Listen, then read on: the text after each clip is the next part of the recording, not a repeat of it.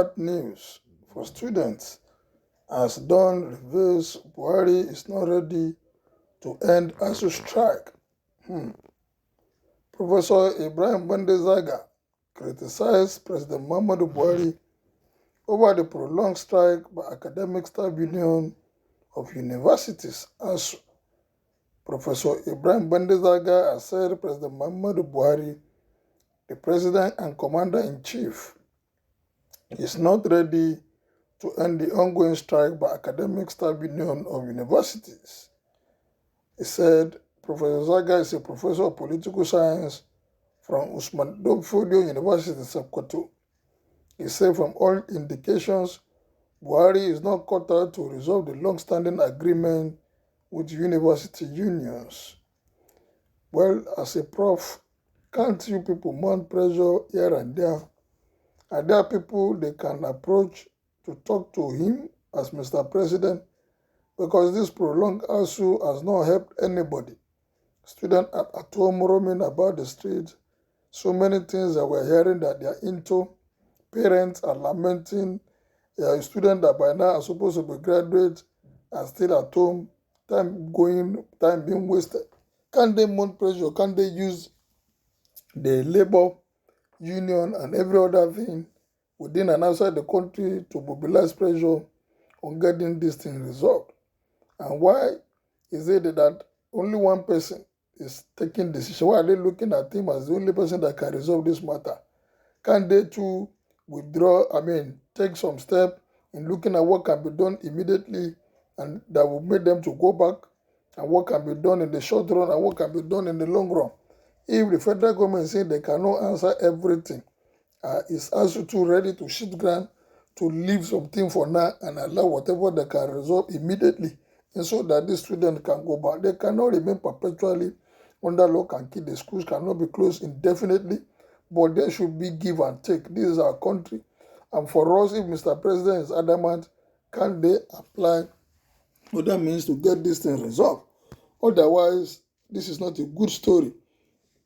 Professor Saga reacted to the ongoing strike in Birnin Kebbi, where he noted that Asuu were also culpable in the plot to destroy public education as a whole, going by the foot-dragging approach by both parties. Imagine. What is the interest? Is it the interest of the government that they are looking? Is it their own personal interest? The side of the government alone? What about, they say, when two elephants fight, it's the ground that will suffer. The ground here are the students. Can't they give in some things for now if the government is saying they cannot go the whole hog to answer them? By foot-dragging approach by both parties, how much does Asuu require to end the strike? It is very simple committee comprising the union and the federal government, which have met and reports submitted to the federal government. It is just for the government to implement it, period, he said. He lamented that the 5-month-old strike has kept the students at home and their lecturers, whom he said do not only teach but do other things like community work and others to keep the university going. In another development, he said argument over the same faith ticket is baseless and put a promotion of selfish interest by some group of politicians who wants to use it as a bait for confusion. Otherwise, late Abiola did it in 1993 and he won, but died, and very recently, Asuu with large number of Muslim voters, same faith ticket. So it is not about religion, but a patriotic leader who can bail out the country, Muslim, or Christian, it does not matter.